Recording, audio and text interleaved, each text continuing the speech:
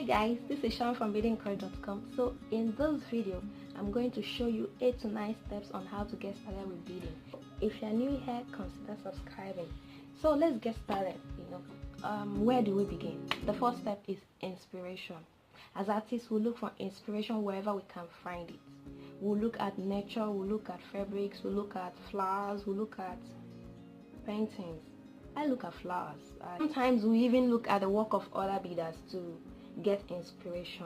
Now the second one there is color. Sometimes it's difficult for us to match colors together. I look at Indian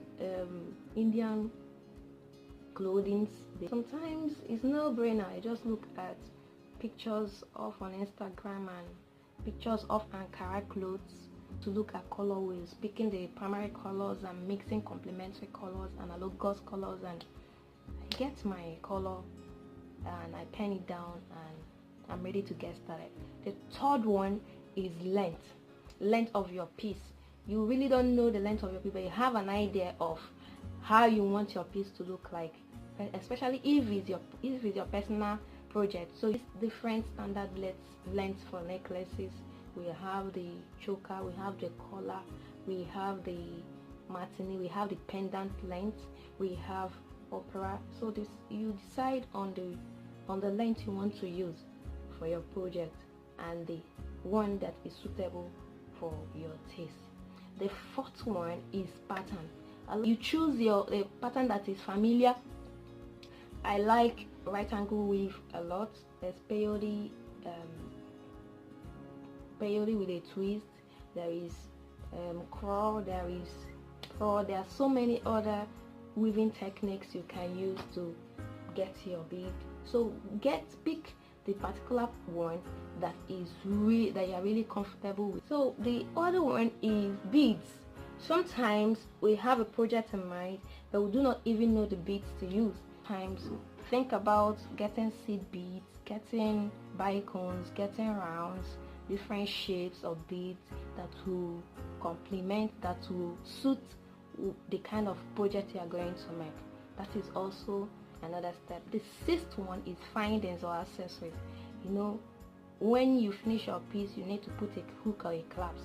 A lot of people go for toggle clasps. I love toggle. You decide on what you want to use. There is no right way to finish a piece.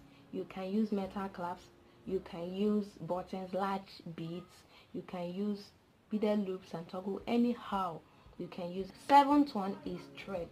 There are so many threads out there in our local stores.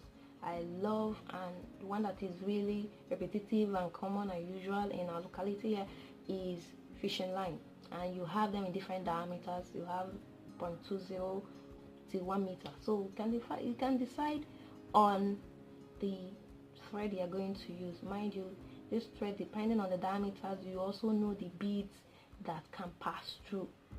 You go for the one that you love. The eighth one is beading mat or beading board.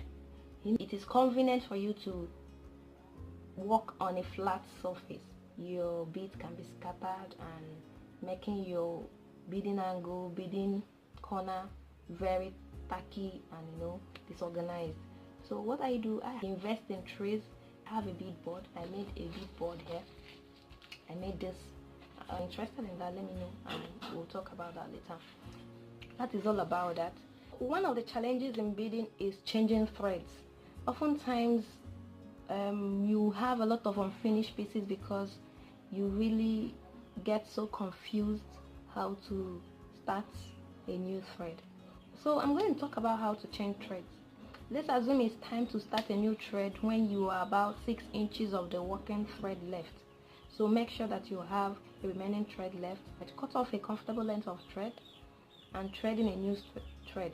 Start few rows back from where you are and leave a tail that is perhaps 6 or 7 inches left tail. Now weave the new thread through your beadwork. You really don't want the new thread to be visible, so you have to be careful that your thread doesn't go through those empty spaces that your beadwork created.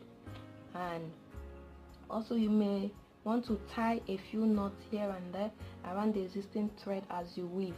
Come out where your existing thread exits and resume with your new thread. Oftentimes it's really not difficult to get it done there. I have tried it, and I've seen that I can, you know, wherever I stop, I can start on a new thread. Or we are in the section of what I won't tell you. What I won't tell you in beading is what colors to use. If you have a bead project in mind, go ahead and pick the colors that suits you. And if I'm listing colors there, that is the colors that I've listed for my project and I want to use. So just, you can use your color wheel to make, you know, match colors and get your color combos going. Also, what I won't tell you is exactly how many beads you will need. Have a project here.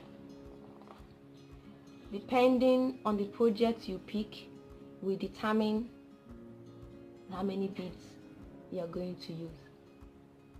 In this project I used about 15 or 16 24 millimeter rounds. Then I made 7 to 8 netted stitches and all that. So depending on the project you have in mind, depending on the inspiration you have, we determine how many beads you are going to use. Rule of the thumb: use what you may, buy in packs, use what you may, and put away the rest for another project. That is it. Then another one, what I won't tell you is a finish length. You know how you want the bead to drop, you know what you have in your stash. This is important when you are adding your clasps. You know whether you are going to reduce the length from the length of the piece you've made. So this is about it. Thank you so much for watching. Do not forget to subscribe and get new updates when we have a new project. So have fun, go out there, get your materials, get the inspiration flowing, and talk next time. Shoes.